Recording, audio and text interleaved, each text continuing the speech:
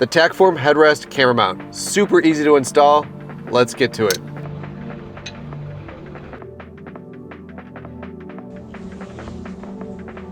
You'll notice that one end of the mount has your 1/4 with a really convenient tightening knob. On the other end is your mounting plate. That has 4 screws in it that will help to tighten and secure the entire camera mount.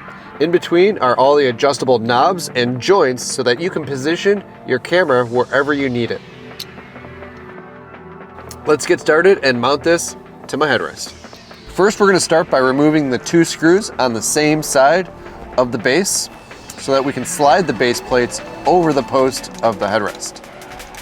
With those screws removed, you simply slide the base over the post of the headrest and reinsert those screws. Now that all the screws are loosely in place, we'll take the Allen key and tighten them all down. And if you need to, you can remove the arm so that it's not in your way like I did. Once the base is mounted, take your arm and mount it right to that base. Then simply attach whatever device you want to the 1/4 thread and you're good to go.